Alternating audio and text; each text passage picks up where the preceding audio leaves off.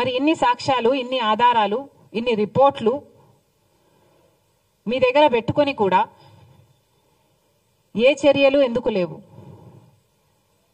ఒక పక్కేమో కూటమి సర్కారు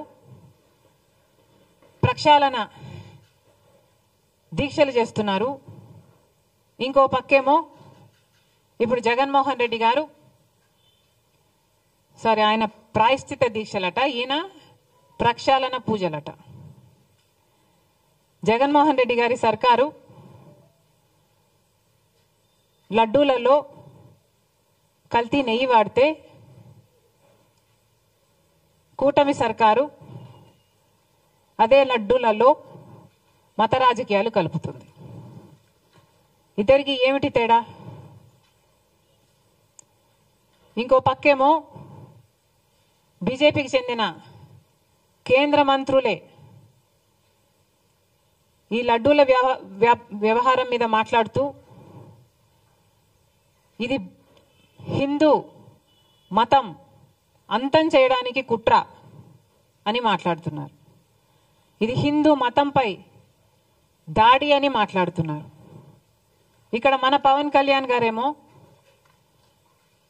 క్రిస్టియన్లు, ముస్లింలు చర్చుల మీద, మసీదుల మీద ఇదే జరిగితే వాళ్ళు ఊరుకుంటారా, మేము ఎందుకు సహించాలి అన్నట్లు మాట్లాడుతున్నారు.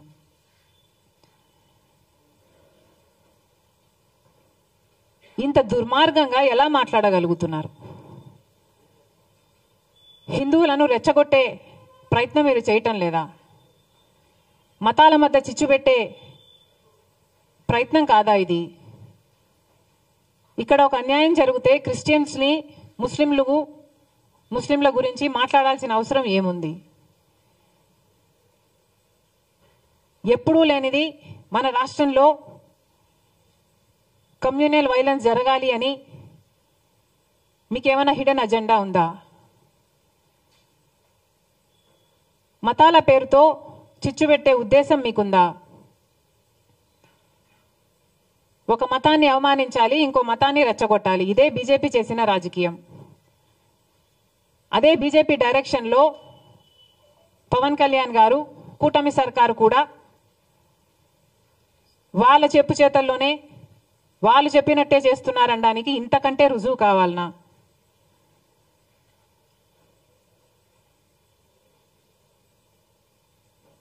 అసలు ఆంధ్ర రాష్ట్రంలో ఎప్పుడూ కమ్యూనల్ వైలెన్స్ లేవు. అలాంటిది మీ పొలిటికల్ మైలేజ్ కోసం, పొలిటికల్గా మీరు లబ్ధి పొందడం కోసం ఇది కావాలనే రెచ్చగొట్టే వ్యాఖ్యలు చేస్తున్నారా అని అనిపిస్తుంది. ఇది భావ్యం కాదు. రెస్పాన్సిబుల్ పొజిషన్స్లో ఉన్న వాళ్ళు రెస్పాన్సిబుల్గా మాట్లాడాల్సిన అవసరం కూడా ఉంది. అసలు కేంద్ర మంత్రులుగా ఉన్నవారు కూడా ఇంత నిర్లక్ష్యంగా మాట్లాడుతున్నారు. అసలు మోడీ గారిని అడుగుతున్నాం, మోడీ గారు మీరు గత నవంబర్లో అనుకుంటా వారు మొన్నెప్పుడో తిరుపతికి రావడం జరిగింది.